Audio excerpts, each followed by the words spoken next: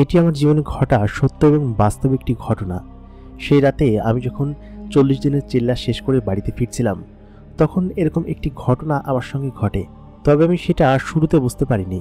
পরবর্তীতে যখন আমি তার সঙ্গে থাকতে শুরু করি এবং এক পর্যায়ে অনেক সময় পেরিয়ে যায়, তখন আমি আসলে বুঝতে পারি যে আমার স্ত্রী আসলে কোনো মানুষ ছিলেন না। তিনি একটা পরী ছিলেন এবং জিনের জগৎ থেকে আমার কাছে এসেছিলেন। আমার বয়স তখন 22 বছর। আমি তখনও বিয়ে করিনি।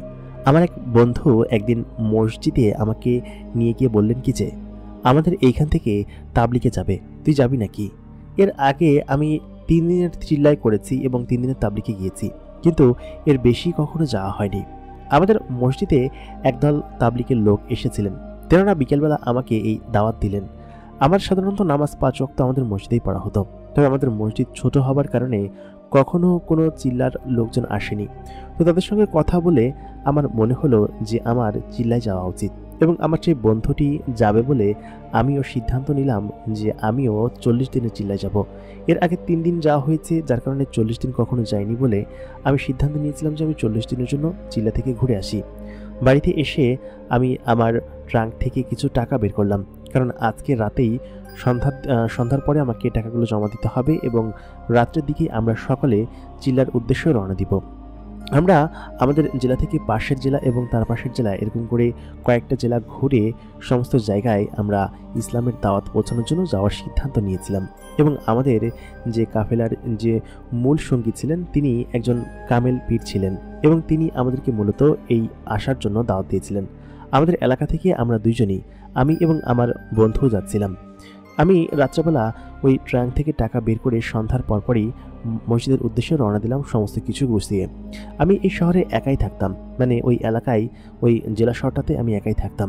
আমার গ্রামের বাড়িতে ভাঙাচুরো একটা ঘর আছে। দাদি যতদিন বেঁচে ছিল সেখানে আমি থাকতাম, কিন্তু আমার আব্বা মা এবং দাদি তিনজনেই মারা যাওয়ার পরে আমি শহরে চলে এসেছি এবং শহরে এসে এই টুকটাক কাজ করে খাই। এভাবে আমার দিনকাল চলছিল। তখনও আমি খুব ভালো মতো ওরকমভাবে কোনো কর্মের ভিতরে ঢুকছিলাম না বা ছিলাম না আর কি।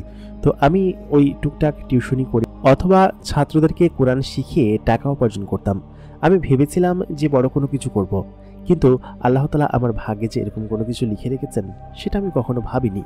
সন্ধ্যার পরে আমি যখন তাদের সঙ্গে দেখা করলাম, মানে এশার নামাজ পড়া শেষে, তেনারা বললেন যে তুমি কি প্রস্তুত কিনা? তো আমি বললাম জি প্রস্তুত। এর আগে যেহেতু কখনো এর বাইরে যাওয়া হয়নি আর আমার বেশ খানিকটা অভাবও চলছিল, এই অভাবের মধ্যে দিয়ে আমি আসলে নিজের খাওয়া খরচ অন্ততপক্ষে চিল্লার ভিতরে থাকলে অল্প টাকার ভিতরে চালিয়ে নিতে পারবো।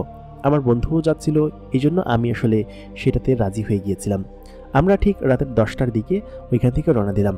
আমাদের যাত্রা ছিল আমাদের পাশের জেলায় সর্বপ্রথম যাব, সেখানে 2 দিন থেকে তারপরে আমরা অন্য একটা বিভাগে যাব এবং সেখানকার মসজিদে সমস্ত দাওয়াতের এলান এবং সব কিছু প্রস্তুত করা রয়েছে। এবং সেখানকার মৌলবীদের সঙ্গে আমাদের সেই কামেল যে হুজুরটি ছিলেন, ওনার নাম ছিল আবদুল্লাহ আল মামুন, উনি হচ্ছে গিয়ে সমস্ত কিছু রেডি করে রেখেছিলেন। তো ওনার নেতৃত্বে আমরা প্রায় কয়েকটা জেলা এরকমভাবেই ঘুরলাম। আমাদের যখন 33 দিন চলে, মানে আর 7 দিন আমাদের থাকতে হবে, ঠিক তখনই আমার ওই বন্ধুটির বাবা মারা যাবার কারণে ও ওইখান থেকে চলে আসে। মূলত কি চিল্লাতে যাওয়ার পরে যদি কোনো ইমার্জেন্সি সিচুয়েশন আসে তাহলে চিল্লা ছেড়ে বাড়িতে যাওয়া যায়। তো ওর বন্ধু যেহেতু মারা গিয়েছিল সেহেতু ও একাই বলল কি যে তুই থাক আর 7 দিন পরে তুই চলে আসিস। ও সেটা বলে ওইখান থেকে চলে আসলো। তো সেহেতু আমি তখন একা হয়ে পড়লাম। তবে তো সেটা সমস্যা ছিল না, যেহেতু আমি মাসখানিক এদের সঙ্গে থেকেছি, বিভিন্ন জায়গায় ঘুরেছি, মসজিদে থেকেছি, তারপর মুসলিমদেরকে দাওয়াত দিয়েছি। তো সব মিলিয়ে আমার এইসব বিষয় নিয়ে একটা অন্যরকম অভিজ্ঞতা চলে এসেছিল এবং কেন যেন মনের ভিতরে একটা অন্যরকম প্রশান্তি আমার মধ্যে কাজ করত। তো আমার মুখে বেশ বড় বড় সুন্নতি দাঁড়িয়ে ছিল, যেগুলো কিনা আমি যুবক বয়স থেকেই রেখেছিলাম আর কি, এবং সবসময় ধার্মিক মনা ছিলাম এবং ধর্মের প্রতি আমার ছিল অগাধ টান। সেজন্য হয়তো আল্লাহ তাআলা আমার কপালেও এরকম একজন ধার্মিক স্ত্রী জুটিয়েছিলেন যে কিনা কোনো মানুষ ছিল না। তারপর আমরা যখন 40 দিন পার করার শেষে বাড়িতে ফিরব, ওই সময়টাতে গিয়ে আমরা দুপুরের পরপর সেই মসজিদটা থেকে রওনা দিই। মসজিদটা ছিল পটুয়াখালী জেলার একটা প্রত্যন্ত অঞ্চলের মসজিদ এবং সেখানে যদি আমরা শেষ করি, আমরা শেষ খানা সকল মিলে একত্রে খাই, সকলকে সালাম দিয়ে আমরা আসলে বিদায় নিই। কারণ অনেক দিন আমরা করেছি, সেহেতু যে যার বাড়ির দিকে যাবে। তো অধিকাংশ লোকেরই বাড়ি হচ্ছে আমাদের এই অঞ্চলে ছিল, এবং কোন অঞ্চল সেটা আমি আসলে নাম নিতে পারছি না, সেটা আমার ব্যক্তিগত পরিচয়ের সাথে আমি সেটা গোপন রাখছি। তারপর আমরা প্রায় রাত 11:30টার দিকে আমাদের যে এলাকা, সেই এলাকায় আমরা আসলে নামলাম আর কি। সেখানে নামার পর মানুষজন আসলে তার নিজ নিজ এলাকায় বা নিজ নিজ মহল্লায় চলে যাওয়ার কথা ভাবলেন এবং তারা সেখানে চলে গেলেন। তো আমি যেখানে থাকতাম ওইখান থেকে আমার বাড়ি হচ্ছে গিয়ে আরও প্রায় 13 কিলোমিটার দূরে, মানে হচ্ছে আমাকে মফস্বল শহরে যেতে হবে। আমরা যেখানে নেমেছিলাম সেটা হচ্ছে আমাদের মূল জেলা থেকে আগের একটা বাজার, এবং সেই বাজার থেকে আমাকে হচ্ছে বাড়ির দিকে যেতে হবে। তো আমি স্বাভাবিক পর্যায়ে অত রাত্রেবেলা ওই রাস্তায় বাস পাওয়া যাবে কিনা সেটা নিয়ে বেশ শঙ্কিত ছিলাম। তো আমি হাঁটতে শুরু করলাম। তো হাঁটার এক পর্যায়ে আমাদের ওইখান থেকে একটা অটো যাচ্ছিল, বললো কি যে আপনি গেলে ওই অমুক বাজার পর্যন্ত যেতে পারবেন, তারপর আপনাকে হেঁটে যেতে হবে, হয়তো গাড়ি ঘোড়া পাবেন কিনা আমি জানি না, তবে আমার বাড়ি ওই বাজারে, সেহেতু আমি ওই বাজার পর্যন্ত যাব। তো আমি সেখানে একটা গাড়িতে উঠে পড়লাম, উঠে আমি সেই বাজার পর্যন্ত আসলাম। সেইখান থেকে আমাদের বাড়িটা প্রায় 8 কিলোমিটার দূরে ছিল। তো ওইটা হচ্ছে কি আমাদের নিজ জেলার ভিতরেই। তো ওই 8 কিলোমিটার রাস্তা আমাকে সম্পূর্ণটা হেঁটে আসতে হবে, কারণ ওইখানে কোনো গাড়ি ঘোড়া ছিল না। তো আমি গ্রামের রাস্তা ধরে আমি হেঁটে আসছিলাম, এবং ওই অঞ্চলটা আমি মোটামুটি চিনি। তো যার কারণে আমি আসলে ওই অঞ্চল দিয়ে আমার আসতে কোনো সমস্যা হচ্ছিল না, বা আমি জানি যে কোনো কিছু হবে না আমার। তো সেরকমভাবে আমি এগিয়ে আসছিলাম। তো হঠাৎ করে রাস্তার ভিতরে একটা বাড়ির পাশে আমি খেয়াল করলাম যে একটা মেয়ে আসলে আম গাছের নিচে বসে কান্না করছে। তো বেশ খানিকটা রাত, তখন প্রায় 12:30টার কাছাকাছি। তো ওই সময় আম গাছের নিচে বসে একটা মেয়ে কান্না করছে। এই মেয়েটা কে? আমি তখন তার দিকে না তাকিয়েই আমি তাকে বললাম যে আপনি কি, এবং আপনি এখানে বসে কান্না করছেন কিসের জন্য? তো মেয়েটা তখন কান্না থামিয়ে দিল। থামিয়ে দিয়ে বললো কি যে আসলে আমার কেউ নেই, আমার বাবা মা দুজনই মারা গিয়েছে, আমি একজন এতিম মেয়ে, তো আমার আসলে কোথাও যাবার নেই। আমি এতদিন আমার চাচা এবং চাচির কাছে থাকতাম, তারা আমাকে তাড়িয়ে দিয়েছে, এই কারণে আমি আসলে এখানে বসে বসে কান্না করছি, আমার আসলে কোথাও যাইবার জায়গা নেই। তো আমি তখন মেয়েটিকে বললাম, আপনার চাচা এবং চাচির বাড়ি কোথায়? আপনি বলুন, আমি ওনাদের সঙ্গে কথা বলি, কথা বলে আমি ওনাদেরকে বোঝানোর চেষ্টা করি। তো তখন সেই মেয়েটি বলল, সেটা আসলে বলে লাভ নেই, আমার চাচা এবং চাচি আমাকে একদমই সহ্য করতে পারে না। আমার বাবা মা মারা যাওয়ার পরেই ওনারা আমাকে হয়তো অনেক বছর পালন করেছেন, তবে আমি এখন আর তাদের বাড়িতে যেতে চাই না, কারণ তারা আমাকে অনেক অত্যাচার করে এবং অনেক মারধর করে। আমি খেয়াল করলাম যে মেয়েটির হাতে বেশ খানিকটা ক্ষতর দাগ রয়েছে। মেয়েটি যেখানে বসেছিল সেখানে বেশ খানিকটা আলো ছিল, ওই পাশের বাড়ির একটা লাইটের আলো তার গায়ে এসে পড়লো। তো আমি সেটাতে দেখলাম যে তার গায়ে বেশ খানিকটা ক্ষতর চিহ্ন। তো ওই যে বাড়িটা ছিল, ওই বাড়িটা সম্ভবত কেউ ছিল না, থাকলে হয়তো মেয়েটির কান্না শুনতে পেত। তো আমি তখন তাকে বললাম কি যে আসলে আমি তো আপনাকে কোনো সাহায্য করতে পারবো না, আমি এখান থেকে বেশ একটু দূরে, হয়তো 4-5 কিলোমিটার দূরে আমার বাড়ি, এবং সেখানে আমি থাকি একা, এবং একটা ভাড়া বাড়িতে আমি একাই থাকি, তো সেখানে আমি আপনাকে নিয়ে যেতে পারবো না। মেয়েটি আমার এই কথা শুনে আরও বেশি কান্না করতে থাকে, বলে কি যে আমার কোথাও যাইবার জায়গা নেই, আমি আপনাকে বলছি না যে আমাকে আপনার বাসায় নিয়ে যান, তবে আমি খুবই বিপদে পড়েছি। আমি ততক্ষণে মেয়েটির দিকে তাকাইনি। মেয়েটির চেহারার দিকে তাকালে আমার যদি গুনাহ হয়, সেজন্য আমি তার দিকে ওরকমভাবে তাকাইনি, তবে তাকে দেখে আমার খুব মায়া হচ্ছিল। আমি যখন তার দিকে মানে না চেতেই তাকিয়ে ফেললাম, আমি সত্যি থতমত খেয়ে গেলাম, কারণ এরকম সুন্দর মেয়ে এর আগে আমি কখনো দেখিনি। দেখে মনে হচ্ছে খুব ভালো পরিবারের, এবং খুব একটা বিপদে না পড়লে মেয়েটি হয়তো এখানে বসে এরকমভাবে কান্না করছে না। আমি আল্লাহর দরবারে তখন দুহাত তুলে বললাম কি যে আল্লাহ, আমি এই সিচুয়েশনে কি করব? আমি কি মেয়েটিকে আমার বাসায় নিয়ে যাব? তাতে করে তো আমার গুনাহ হবে, আর তাকে তো আমি এখানে ফেলে রেখেও যেতে পারছি না। যদি তার কোনো বিপদ হয়, সমাজে তো খারাপ মানুষের অভাব নেই, এটা মনে করে আমি আল্লাহর কাছে এটা বলতে লাগলাম। তারপর আমার মাথায় একটা বুদ্ধি আসলো, আমি কি মেয়েটাকে বিবাহর প্রস্তাব দিব? যদি তাতে করে মেয়েটা রাজি হয়, তাহলে আমি তাকে আমার কাছে রাখতে পারবো। আমার ঘরে তো কোনো স্ত্রী নেই, এবং মেয়েটি যথেষ্ট পরিমাণ সুন্দর আছে, এবং সেই সাথে সে যেহেতু একটা ঘর ত্যাগী নারী, এবং তার কোনো বাবা মা বা সে একটা এতিম মেয়ে, তো তাকে যদি আমি বিবাহ করে একটা ঘর দিই, তাহলে নিশ্চয়ই আল্লাহ তাআলা খুশি হবেন আমার উপর, এবং মেয়েটিও হয়তো একটি নতুন জীবন পাবেন। আমি তখন মেয়েটিকে বললাম, আপনার যদি আপত্তি না থাকে, তাহলে আমি আপনাকে বিবাহ করে আমার বাড়িতে নিয়ে যেতে চাই। আমি কিন্তু খুব গরিব একটা ছেলে এবং আমার বাড়িতে তেমন বিশেষ কোনো কিছু নেই যে আপনাকে আমি খুব আদর যত্ন এবং ভালোভাবে রাখতে পারবো। তবে এতটুকু নিশ্চয়তা দিতে পারি যে আমি আপনাকে সবসময় সুখে রাখবো এবং কোনো কিছুর কমতি হতে দিব না।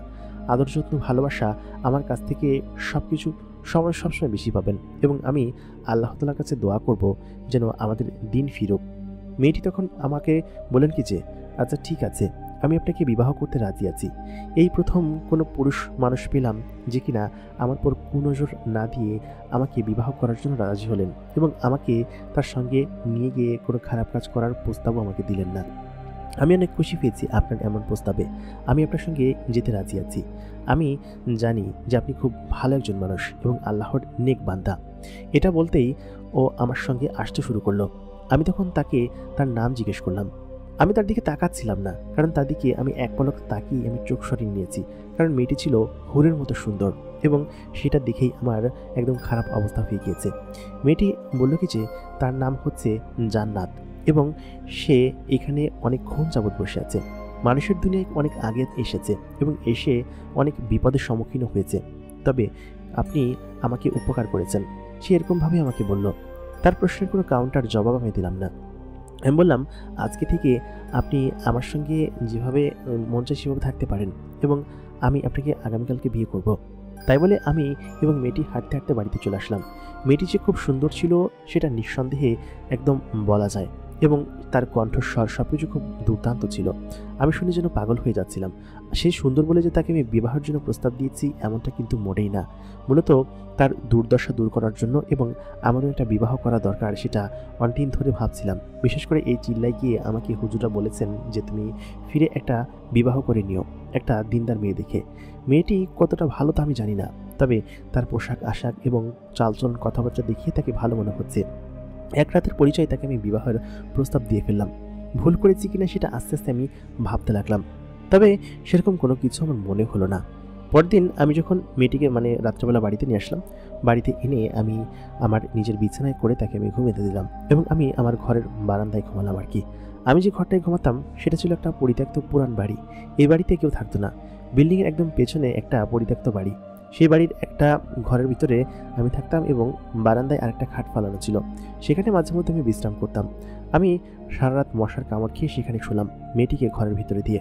যেহেতু আমাদের বিবাহ হয়নি সেহেতু আমি মেয়েটির সঙ্গে থাকতে পারছি না একই ঘরের ভিতরে। আমি বাইরে এসে ওরকমভাবে ঘুমিয়ে পড়লাম। ফজরের আজান হলে আমি খেয়াল করলাম যে মেয়েটি ঘরের ভিতরে নেই। আমি চারিদিকে খুব ভালোভাবে খুঁজলাম, কিন্তু তাকে আমি খুঁজে পেলাম না। যাই হোক, আমি অজু করে নামাজ পড়ার জন্য চলে গেলাম। নামাজ পড়ে যখন আমি ঘরে ফিরলাম, আমি দেখলাম মেয়েটি আমার জন্য বেশ কিছু খাবার রান্না করে রেখে দিয়েছে। আমি তখন তাকে বললাম, এই খাবারগুলো আপনি কোথায় পেলেন?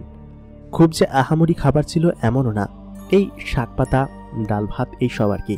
তো মেয়েটি আমাকে জানালেন যে আপনি ফিরে ক্ষুধার্ত হবেন সেটা আমি জানি, আপনি কালকে রাতেও কিছু খাননি, এই কারণে আমি সকালবেলা উঠে আশপাশ থেকে খাবার সংগ্রহ করে তারপর রান্না করেছি, আপনি এগুলো খেয়ে নিন। মেয়েটির দিকে আমি তখনও তাকাইনি। আমি বললাম, আপনি খাবেন না?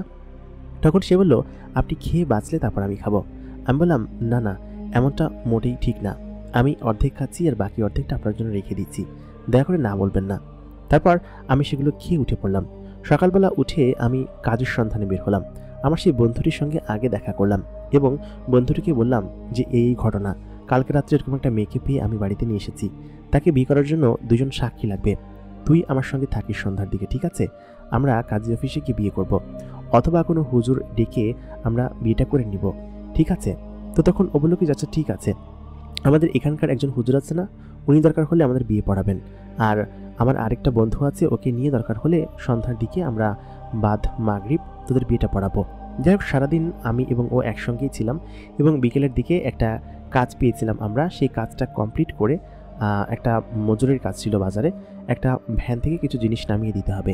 আমি সেই জিনিসগুলো নামিয়ে দিয়ে বেশ কিছু টাকা পেলাম এবং সেই টাকা আমি নিলাম এবং নিয়ে বেশ কিছু বাজার করে বাড়িতে ফিরলাম। তারপর মেয়েটিকে বললাম যে আজকে আমাদের সন্ধ্যার পরে মাগরিবের পরে বিয়ে হবে, একজন হুজুর আমাদের পরিচিত আছে, সেখানে গিয়ে আমরা বিয়েটা করব, ঠিক আছে? তো আমাদের ওইখানে একটা খুব বড় জাগ্রত মসজিদ ছিল এবং সেই মসজিদের যে ইমাম ছিলেন সেই ইমাম হচ্ছে কি আমাদের পরিচিত ছিল। তো আমাদের এলাকার সেই মসজিদের ইমামকে নিয়ে আমরা সেখানে গেলাম।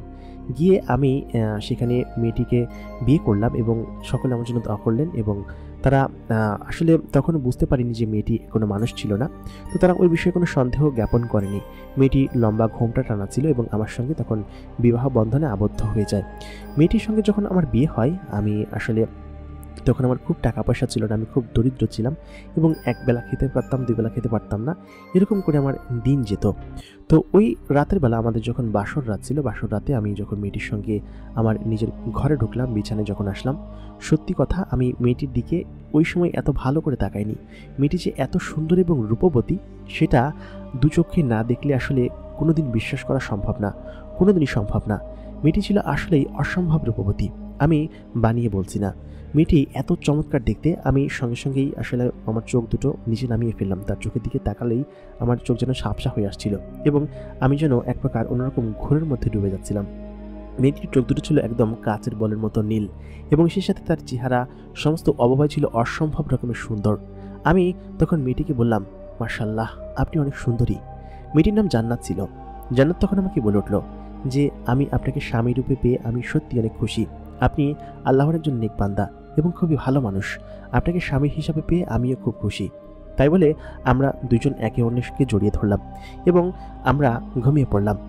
পরের দিন সকাল থেকে আমাদের সাংসারিক যাত্রা শুরু হলো। আমি যে টাকা পেয়েছিলাম সেই টাকা দিয়ে কিছু সংখ্যক জিনিস আমি কিনে নিয়ে আসলাম আমার স্ত্রীর জন্য এবং সেই জিনিসগুলো দিয়ে আমাদের 2 দিন মোটামুটি ভালোভাবে চলে গেল। আমি যেই মাদ্রাসায় মক্তবে হচ্ছে বাচ্চাদেরকে পড়াতাম সেখানে হচ্ছে আমার কিছু টাকা পাওয়ার কথা ছিল, আগের মাসের টাকা। আমি যেহেতু কয়েক মাস পড়াইনি, মানে হচ্ছে 1.5 মাসের মতো, সেহেতু সেখান থেকে তো আমার কোনো টাকা পয়সা এই মাসে আমি পাবো না। তবে গত মাসে কিছু টাকা বাকি ছিল, সেই টাকাগুলো আমি নিলাম। পাশাপাশি আমি হচ্ছে গিয়ে অন্য একটা মক্তবে আবার পড়ানো শুরু করলাম এবং 2টা বাচ্চাকে কোরআন শিক্ষা দিতাম। বলা বাহুল্য আমি বেশ খানিকটা কোরআন শিখেছিলাম। আমার দাদি যান যখন ছিলেন বেঁচে তখন আমি মাদ্রাসায় পড়তাম এবং তখন আমার মাদ্রাসা পড়াটা চলমান ছিল এবং এক পর্যায়ে আমার পড়াটা থেমে যায়। তো সেই শিক্ষা থেকে আমি মূলত কোরআন যতটুকু পারি প্রায় 16 পারার মতো মুখস্থ করেছিলাম। সেই বিদ্যা দিয়েই আমি মসজিদে মক্তবে ছোট বাচ্চাদেরকে সকালবেলা আমি যে মসজিদে নামাজ পড়তে যেতাম সেই মসজিদে হচ্ছে ছোট বাচ্চাদেরকে আমি ওই সূরা কিরাত বা কোরআন শিক্ষা পড়াতাম আর কি। তো এভাবেই কিন্তু আমার মোটামুটি ইনকামের একটা সোর্স ছিল এবং পাশাপাশি আমাদের ওইখানে বাজারে আমি এক প্রকার দিন মজুরের কাজ করে আমি আমার সংসার চালাতাম। তো এরকম করে আমার সংসার কিন্তু খুব ভালো চলছিল। তো যে টাকা পেতাম সেই টাকা দিয়ে আমার যে স্ত্রী ছিল জান্নাত, সেই স্ত্রীর জন্য আমি কয়েকটা হিজাব কিনলাম। তার জামা কাপড় ছিল না, সেই একটা জামা পরে আমার এখানে এসেছিল। তবে সে যে জামাটা পরে এসেছিল সেই জামাটা দেখে মনে হচ্ছিল বেশ দামি এবং খুবই উন্নত মানের কাপড় দিয়ে তৈরি। তো সেই জামাটা আমি হচ্ছে গিয়ে যখন দেখেছিলাম ভেবেছিলাম যে আমি তাকে কিছু জামা কাপড় কিনে দিব। তবে সেই টাকাটা পাওয়ার পরপরই আমি তাকে বেশ কিছু জামা কাপড় কিনে দিই এবং তাকে পরনের জন্য সমস্ত জিনিস কিনে দিই। আমি তো দেখি যে সে কীভাবে চলাচল করে বা কীভাবে থাকে। সে সাধারণত ওই বাড়ির বাহিরে একদমই বের হয় না। আমি যখন আসি আমার সেবা করে, আমার হাত পা টিপে দেয়, আমাকে খুব যত্ন করে, খুব আদর করে, আমাকে বসে পাখার বাতাস দিয়ে খাইয়ে দেয় যখন বিদ্যুৎ থাকে না। তো সব মিলিয়ে জান্নাত আমাকে এত পরিমাণ ভালোবাসতো এবং আমিও কয়েকদিনের ব্যবধানে জান্নাতকে এত পরিমাণ ভালোবেসে ফেলি, কারণ সে তো সুন্দরী ছিল সেটা বলা বাহুল্য, তার ওপর তার ব্যবহার, আচার আচরণ, তার সমস্ত কিছু এত চমৎকার ছিল যে এরকম একজন স্ত্রী পাওয়া আসলে স্বপ্নের ব্যাপার এবং খুবই ভাগ্যের ব্যাপার। তো জান্নাতের সঙ্গে থাকতে থাকতে আমার এক প্রকার ওর প্রতি নেশা ধরে যায় এবং ওর প্রতি এত পরিমাণ ভালোবাসাটা চলে আসে। আমি আমার জীবনে কোনোদিন প্রেম করিনি, তবে এই মেয়েটির সঙ্গে আমার ভালোবাসার একটা সম্পর্ক এত তীব্রভাবে গাঢ়ভাবে হয়ে যায় যে যেটা আসলে খুবই অন্যরকম একটা বিষয় ছিল। আমার বন্ধু এর মাঝখানে একদিন আমাদের বাড়িতে বেড়াতে আসে। তো ও আমার স্ত্রীকে দেখেনি কখনো। আমি আসলে যেহেতু হুজুর ছিলাম এবং আমি ধর্মকর্ম করতাম, আমার স্ত্রী পর্দা করবে সেটাই স্বাভাবিক। ও আসলে ওরকমভাবে দেখতেও চায়নি। ওর মুখেও কালো দাড়ি ছিল এবং ও ধর্মকর্ম পালন করতো, যেহেতু আমরা একসঙ্গে চিল্লাই ছিলাম। তো আমাদের সংসার কিন্তু এরকম খুব ভালোভাবে চলছিল। ও সবসময় আমার জন্য খুব ভালো ভালো খাবার রান্না করার চেষ্টা করতো যে স্বাভাবিকের থেকে অন্যভাবে রান্না করার। তবে ওর কিছু বিষয় আমি ওর সঙ্গে থেকে উপলব্ধি করেছি, যেমন ও লবণযুক্ত খাবার খেতে পারতো না। আমি ওর জন্য অল্প লবণ দিয়ে খাবার খাওয়া শিখেছি। তারপর ও শুরুর দিক দিয়ে রান্না করাটা খুব ভালো একটা পারতো না, আমি ওকে রান্না করা শিখিয়েছি, সাহায্য করেছি। তো আমাদের টোনাটুনি সংসার কিন্তু ভালো চলছিল। তো এক বিকেলবেলা আমি যখন ওই কাজ থেকে, আমাদের ওইখানকার কাজ থেকে ফিরি, আমি তখন খুব ক্লান্ত ছিলাম। আমি তখন বললাম, জান্নাত, আমি পুকুর থেকে একটা ডুব দিয়ে আসি, আমার খুব ক্লান্ত লাগতেছে, তুমি রান্নাটা চড়াও, আমি এসে খাবো, ঠিক আছে? তো ও তখন বললো, রান্না তো রেডি, আপনি আসেন, আমি রান্নাবান্না সমস্ত কিছু খাবার টাবার দিচ্ছি। তো এই কথা বলতেই ও যখন ভাতের পাতিলা হচ্ছে কি ওই রান্নাঘর থেকে তুলতে গিয়ে আচমকা অজ্ঞান হয়ে পড়ে যায়। তো ওইটা দেখে আমি একদম পাগলের মতো হয়ে যাই যে ও এরকমভাবে পড়ে গেল, মাথা ঘুরে, ওর কি হলো, এটা ভেবে আমি আসলে একদম পাগলের মতো হয়ে গেছিলাম। আমি তো ওকে খুব ভালোবাসি, জান্নাত হচ্ছে আমার খুব অন্তরের খুব কাছাকাছি ছিল এবং খুব আদরের বউ ছিল আমার। তো তখন ওকে দেখে আমি কাছাকাছি গিয়ে দেখি ও এক প্রকার অজ্ঞান হয়ে গেছে। তো আমি তখন তাকে নানানভাবে হুঁশে ফেরানোর চেষ্টা করি, তো ও হুঁশে আসছিল না। তো আমি তখন আমার পাশের বাসার এক দাদি ছিল, উনি ওইখানকার স্থানীয় ছিল, তো ওই দাদির সাথে আমার মোটামুটি ভালো একটা চলাচল ছিল। তো দাদি জানতো, দাদি মাঝে মধ্যে আমাদের বাড়িতে আসতো এবং জান্নাতের সঙ্গে ওর মোটামুটি ভালো সম্পর্ক ছিল। তো দাদি যান তখন আসেন, এসে জান্নাতকে দেখেন। আমি আসলে ওকে হাসপাতালে নিয়ে যাওয়ার মতো টাকা পয়সা আমার কাছে ছিল না, সেই জন্য আমি দাদি জানের কাছে আগে দেখালাম যে দাদি যান, যে ওর কি হয়েছে একটু দেখেন আপনি। তো তখন দাদিজান বলে কি যে খুশির খবর, মিষ্টি নিয়ে আয়। তো এই কথা শুনে আমি আসলে আমার বোঝার বাকি রইল না যে আমি বাবা হতে চলেছি এবং আমাদের সংসারের বয়স তখন প্রায় 11 মাস চলে। এই 11 মাসে জান্নাত আমাকে একটা সিঙ্গেল কমপ্লেন করেনি যে ওর এইটা সমস্যা, ওর ওইটা লাগবে। আমি শুধুমাত্র সবসময় চেষ্টা করেছি যে ওকে সুখী রাখার, ওকে সবসময় ভালো রাখার, এবং আমি একটা সন্তান চাইতাম, যেন আমার একটা সন্তান হোক, সেটা আমি খুব মনে প্রাণে চাইতাম। তো জান্নাত যখন অন্তঃসত্ত্বা হলো তখন আমার আসলে খুশির সীমা ছিল না। আমি আসলে তখন দৌড়ে গেলাম মিষ্টির দোকানে। তো আমার কাছে যে কয়টা টাকা ছিল, ওই অবস্থায় আমার কিন্তু ক্ষুধা লেগেছিল, প্লাস আমার শরীর খারাপ ছিল, আমার খুবই শরীর খারাপ ছিল। ওই অবস্থায় আমি মিষ্টি আনতে গিয়েছি, আমার বন্ধুকে ডেকে, তারপর মসজিদের যে হুজুর ছিল তাকে ডেকে আমি মিষ্টি খাওয়াই যে আমি বাবা হতে চলেছি, সকলকে ডেকে, এবং আমি খুব খুশি ছিলাম। তো ও হচ্ছে কি বেশ খানিকটা ক্লান্ত ছিল, ও ওই ক্লান্তির মধ্যে আমাকে বলছিল যে আপনি খাবার খাইলেন না, আপনি তো গোসলই করলেন না, আপনি খুশিতে একদম পাগল হয়ে গেছেন, তাই না? আমি তখন বললাম, হ্যাঁ, আমি তো খুশিতে পাগল হয়ে যাবই, কারণ আমি যে বাবা হতে চলেছি এটা তো খুশির সংবাদ, তাই না? আমি তো খুশি হবই। তো উনি ও হচ্ছে কি আমাকে এত পরিমাণ ভালোবাসতো যে বিয়ের 11 মাস পরেও ও আমাকে আপনি ছাড়া কিছু বলতো না, এরকম করে আপনি করে বলতো এবং এত সুন্দর করে আমাকে সম্বোধন করতো। মানে আমি আমার জীবনে কী পরিমাণ ভাগ্য করে এরকম একটা মেয়ে পেয়েছি আমি জানি না, তবে ওই সময় আমার খুব নিজেকে ভাগ্যবান মনে হচ্ছিল এবং সব মিলিয়ে আমার এত পরিমাণ আনন্দ হচ্ছিল যে আমি বলে বোঝাতে পারবো না, আনন্দের সীমা ছিল না আমার।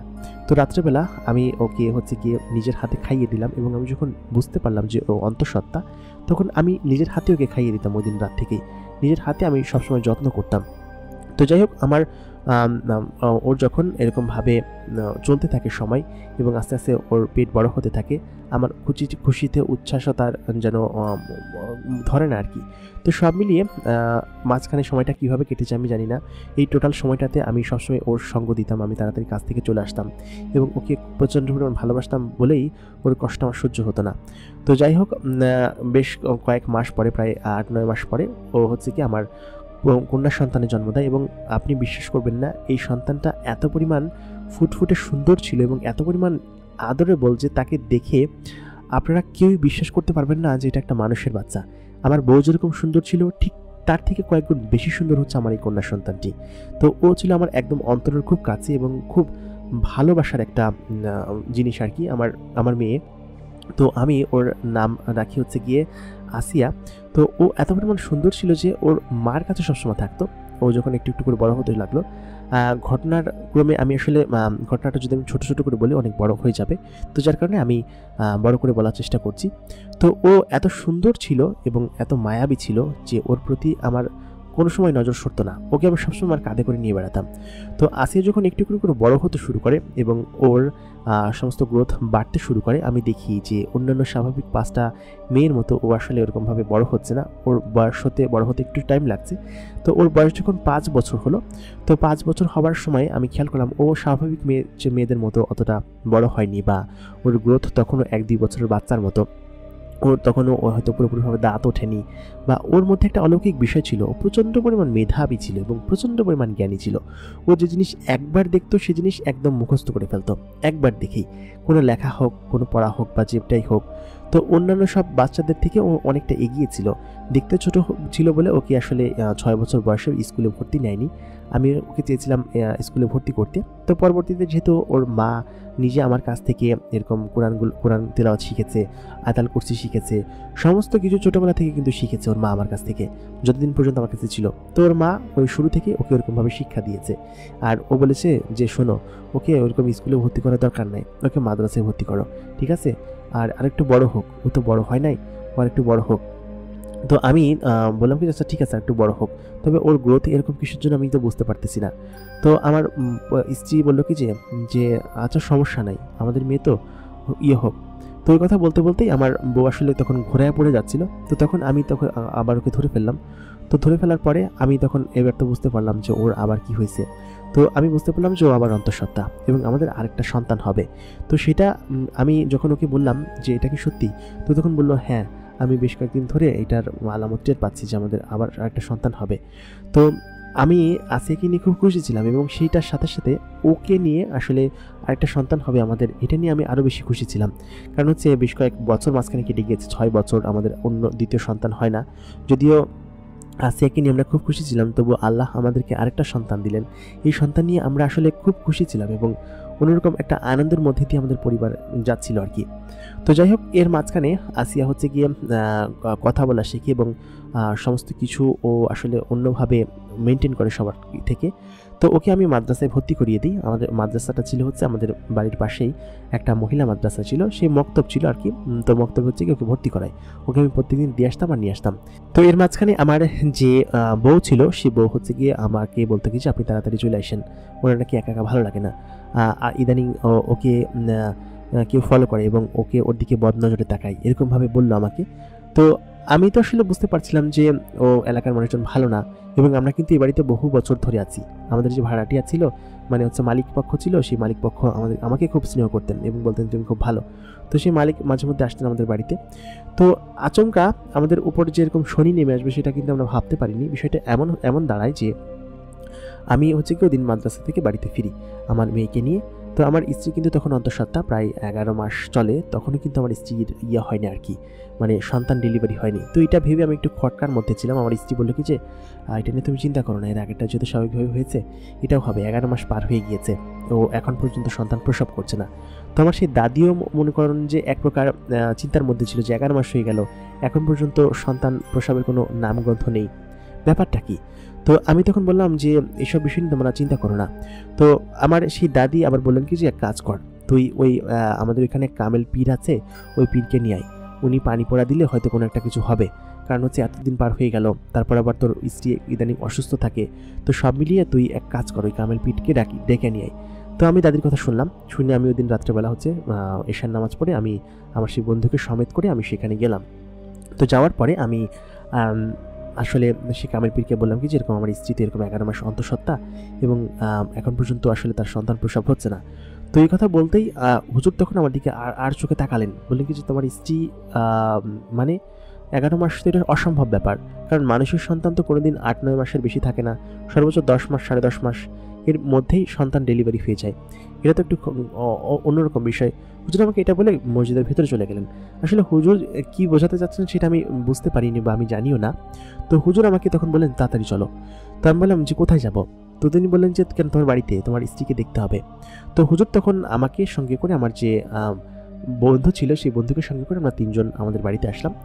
তো আমরা যখন বাড়ির গেটের ভিতর দিয়ে ঢুকলাম আর কি, ওইটা যেহেতু সামনে একটা বিল্ডিং ছিল, সেই বিল্ডিংয়ের পেছনে একটা বাড়ি ছিল, ওই পেছনের বাড়িতে আমরা থাকতাম।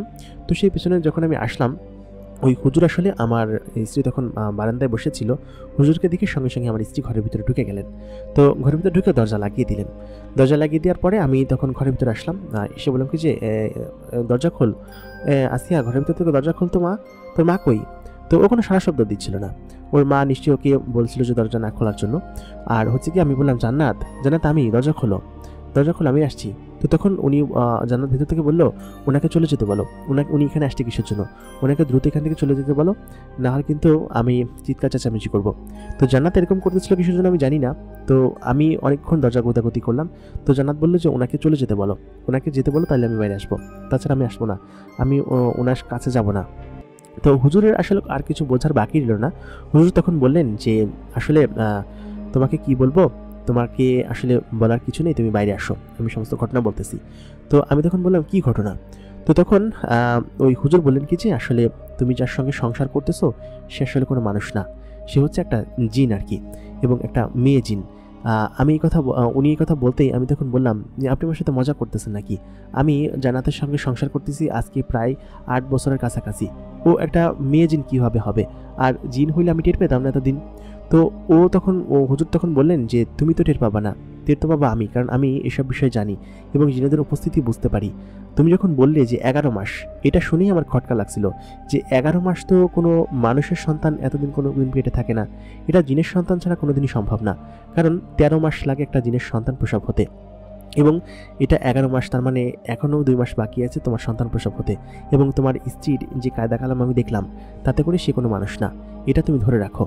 তো এই হুজুরের কথা শুনে আমি হুজুরকে আরও উল্টাপাল্টা কথা বললাম যে আপনি সমাধান দিতে পারবেন না, ভালো কথা, আপনি উল্টাপাল্টা কথা কেন বলেন।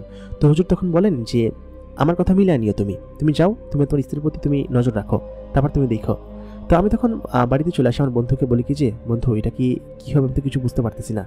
তো আমার বন্ধু তখন বলে তুই এক কাজ কর, তুই হুজুরের কথা বিশ্বাস কর, হুজুর কি বলতেছে এটা তুই দেখ, তোর বউ যদি আসলে পরি না হয়ে থাকে তাহলে তো ও মানুষের মতো আচরণ করবে, তাই না, ও তো আর কোনো পরিদের মতো আচরণ করবে না, তুই ওর উপর নজর রাখিস রাত্রেবেলা যে কী করে। তো যাই হোক আমি বাড়িতে আসলাম, বাড়িতে আসার পরে আমি দরজা গোতালাম এবং বললাম আসিয়া তোর মাকে বলতো দরজা খোলার জন্য। তো আসিয়া নিজে এসেই দরজা খুললো। তো একটা বিষয় আমার কাছে খুব খটকা লাগলো যে আসিয়া ছোট মেয়ে, ও উপরে ছিটকারি খুলে দরজা কীভাবে খুলবে, এটা আমার কখনো মাথায় আসেনি। তো ওই হুজুরের কথা শুনে আমার তখন মাথায় আসলো। আমি বললাম যে কিরে মা, তুই দরজা খুললি কীভাবে? ও তখন বললো আমি পারি, আমি দরজা খুলতে পারি এবং আমি উঠে দরজা খুলছি। তো ওর এই কথা শুনে তখন আমার আসলে সন্দেহ হলো যে আসিয়া দরজা খুললো, ওর মা জান্নাত ও দরজা খুললো কিনা, এটা নিয়ে তো আমি খুব খটকাইছিলাম। ওই পাশের রুমে, মানে তখন আমরা 2টা রুম নিয়েই থাকতাম, তো ওই পাশের রুমে আসিয়া তখন শুয়েছিল। ও তখন আমার দিকে আগুন দৃষ্টিতে তাকালো, এই প্রথমবারের মতো এরকম দৃষ্টিতে আমি ওকে তাকাতে দেখি নাই। তো ও আমাকে বললো যে তুমি ওনাকে নিয়ে আসছো কিসের জন্য? তো আমি তখন বললাম যে তোমার যে সমস্যা, 11 মাস ধরে তুমি অন্তঃসত্ত্বা, এখন পর্যন্ত সন্তান হইল না, এই জন্য আমার বন্ধু বলছিল যে ওই হুজুরের সঙ্গে দেখা করতে, হুজুরকে নিয়ে আসতে, এই জন্য আমি নিয়ে আসছি। তো আসিয়া আমার দিকে খুব করুণ দৃষ্টিতে তাকালো এবং আমাকে এক প্রকার শাসাতে লাগলো, বললো কিছু তুমি ওরে এখানে নিয়ে আসবা না, ওরে এখানে আনবা না, ও কোনোদিন আনবা না, বলো আনবা না। আমি তখন বললাম আচ্ছা ঠিক আছে, আনবো না। তো আসিয়ার এরকম আচরণ এবং আমার স্ত্রী জান্নাতের এরকম আচরণ দেখে সত্যি আমার কেমন যেন অন্যরকম লাগতে শুরু করলো। তো তখন আমি রাত্রেবেলা ওর কাছে ঘুমালাম এবং ও এক প্রকার, আমি তো রাত্রেবেলা খুব ডিপ ঘুমাই, আমাদের যখন শারীরিক সম্পর্ক হয় ওটা বাদে আমি খুব ডিপ ঘুমাই এবং আমি বাড়িতে ফিরেই ওই কাজ করে ফেলি যখন আমরা থাকি আর কি। তো খুব গভীর ঘুম হয় আমার, রাত্রেবেলা কি হয় না হয় সেসব আমি জানি না। তো ওই দিন রাত্রে আমার আর ঘুম আসছিল না, আমি আচমকা ঘুম থেকে উঠে পড়লাম। তো ঘুম থেকে উঠে আমি জেগেই ছিলাম। তো আমি দেখলাম যে জান্নাত বিছানা থেকে উঠলো, বিছানা থেকে উঠে দরজা খুললো, দরজা খুলে বাইরে আসলো। আমি সঙ্গে সঙ্গেই তার পেছন পেছন যেতে শুরু করলাম। আমি গিয়ে দেখলাম সে বাহিরে দাঁড়িয়ে কার সঙ্গে যেন কথা বলছে। আমি পেছন থেকে ডাক দিতেই সে আমার দিকে অগ্নি দৃষ্টিতে তাকালো এবং বলল তুমি এখানে কি করছো? সঙ্গে সঙ্গে তার কথা বলা বন্ধ হয়ে গেল। আমি বললাম না, বাথরুমে যাওয়ার জন্য উঠেছিলাম। তখন আমার দিকে খুব করুণ দৃষ্টিতে তাকালো এবং ঘরের ভেতরে চলে গেল এবং আমি ওই রাত্রে ঘুমিয়ে পড়লাম। সব মিলিয়ে আমার কেমন যেন অদ্ভুত লাগছিল। পরের দিন সকালবেলা উঠে যথারীতি আমি কাজ করতে চলে গেলাম। আমার স্ত্রীর সঙ্গে আমার বিয়ে হবার পর থেকেই আমার সংসারে অনেক উন্নতি হয়েছে, আমার সংসারে অনেক মালসাবানা হয়েছে এবং এখন আর আগের মতো খাবার কষ্ট আমার নেই। তবে হঠাৎ করে এরকম একটা জিনিস সামনে আসায় কেমন যেন আমার সন্দেহ হচ্ছে, তাহলে কি হুজুর সত্যি কথাই বলেছেন যে আমার স্ত্রী কোনো মানুষ নন, তিনি একটা পরী?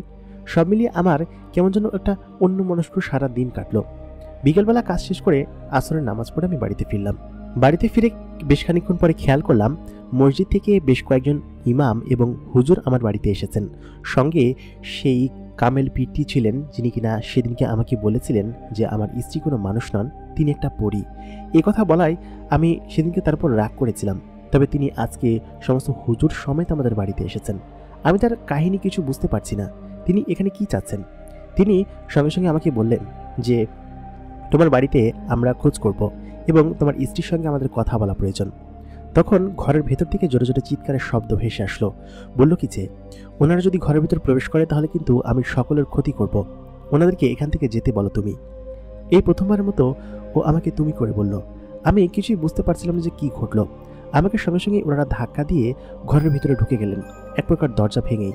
আমি সকলকে বললাম, আপনারা কি ফাইজলামি করছেন নাকি? আমার বউ পর্দা করে, আমার বউ অন্তঃসত্ত্বা, আর আপনারা এরকম ভাবে আমার ঘরের ভিতরে ঢুকে যেতে পারেন না।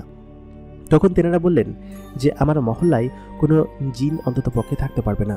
তুমি একটা জিন নিয়ে বসবাস করছো, একে তো অপরাধ করেছো, তারপরে আবার এরকম ভাবে আমাদের সঙ্গে আচরণ করছো। আমি তখন বললাম, আমার স্ত্রী জিন হোক বা পরি হোক বা মানুষ হোক, যা হোক হোক, তাতে আপনাদের সমস্যা কি? আপনাদের কি কারো কোনো ক্ষতি করেছে? আমি তখন পর্যন্ত বিশ্বাস করিনি যে আমার স্ত্রী একটা জিন পরি। তখন সে হচ্ছে গিয়ে আমাকে ঘরের ভিতরে নিয়ে গেল এবং আমার আশেপাশে যেসব লোকজন ছিলেন তারা সমেত আমরা ঘরের ভিতরে ঢুকে গেলাম। তো আমার ঘরে হচ্ছে 2টা রুম, এই 2টা রুমের বাইরে তো আর কোনো রুম নেই, অথবা এখান থেকে আমার স্ত্রী বের হয়ে যেতে পারবে মূল দরজা ছাড়া, আর তো কোনো দরজা নেই। আমি আমার মেয়ে আসিয়াকেও দেখতে পাচ্ছিলাম না ঘরের ভিতরে, অথচ কিছুক্ষণ আগে তারা ঘরের ভিতরেই ছিল। তাহলে তারা কোন দিক দিয়ে বের হলো? 2 রুম ওরা তন্ন তন্ন করে খুঁজলো। তখন সেই কামেল যে লোকটি ছিলেন, যে পীর বাবা ছিলেন, তিনি ঘরের ভিতরে ঢুকলেন। ঢুকে একটা দোয়া পড়লেন এবং তার পকেট থেকে একটা পানি বের করলেন। সেই পানিতে ফু দিয়ে, একদম গোলাপ জলের মতো পানিটা ছিল, এরকম ছিটাতেই দেয়ালের সামনে একটা অদ্ভুত আলোকিত জিনিস দৃশ্যমান হলো। এবং সেই আলোকিত জিনিসগুলো দেখে সত্যি আমি চমকে গেলাম এবং চমকে গিয়ে আমি আর নিজেকে চোখকে বিশ্বাস করতে পারছিলাম না, কারণ সে আলোকিত বস্তু থেকে আস্তে আস্তে আমার ছোট্ট মেয়ে আসিয়া এবং সেই সাথে আমার স্ত্রী জান্নাতে রূপান্তর হয়ে গেল। তখন আমার 100% বিশ্বাস হলো যে আমার স্ত্রী আসলে কোনো মানুষ ছিলেন না, এতদিন তার সঙ্গে সংসার করেছি, সে আসলে একটা জিন ছিলেন।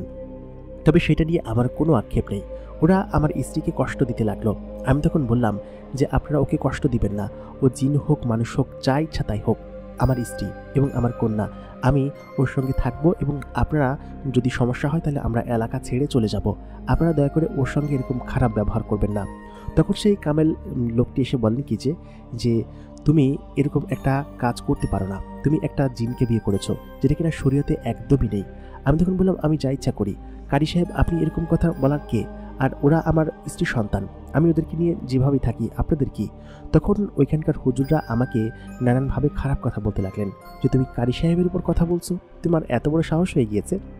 তো তখন কারি সাহেব পড়া পানি সেই মহিলাটার উপর, মানে হচ্ছে জিন মেয়েটার উপর ছিটিয়ে দিতে লাগলেন। সঙ্গে সঙ্গে সেই মহিলাটা, মানে হচ্ছে যে মেয়েটি আমার সঙ্গে এতদিন ধরে সংসার করছিল, তার রূপ পরিবর্তন হয়ে একটা অন্য মহিলার রূপে পরিবর্তন হয়ে গেল। আমি তার রূপ দেখে এবার সত্যি চমকে গিয়েছি।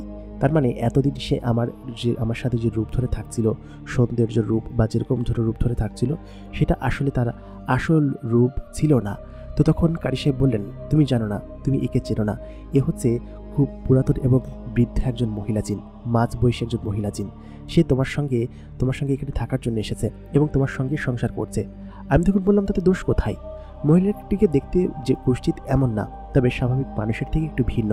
তার গায়ে বেশ কিছু লোম ছিল, তার চুলগুলো অনেক বড় বড়, দাঁতগুলো বেশ বড় বড় এবং চোখগুলো দেখতে একটু ভয়ানক। তবে সে এতদিন আমার সঙ্গে একটা মেয়ের বেশি আমার সঙ্গে ছিল, তবে তাতে কোনো সমস্যা ছিল না। আমি তো তাকে নিয়ে বেশ সুখেই ছিলাম, বেশ খুশিই ছিলাম। তাহলে কারি সাহেব, আপনি এমন একটা কাজ কেন করলেন? তো তখন সে বলল কি যে এরা সাধারণত মানুষের কাছে আসে মানুষের ক্ষতি করার জন্য। আমি তখন আবার বললাম, উনি যদি সত্যি ক্ষতি করতে চাইতেন তাহলে তো এতদিন আমার ক্ষতি করে ফেলতেন, 8 বছর তো বসে থাকতেন না, আমার সন্তানের মা তো হতেন না। একটা সন্তান আমার অলরেডি পৃথিবীতে আছে, আর আরেকটা সন্তান আসতে চলেছে, আপনারা এমন কেন করছেন? তখন কারি সাহেব বললেন, এটা কখনোই সম্ভব না, মানুষের সাথে জিনের সন্তানের জন্মদান কখনোই সম্ভব না।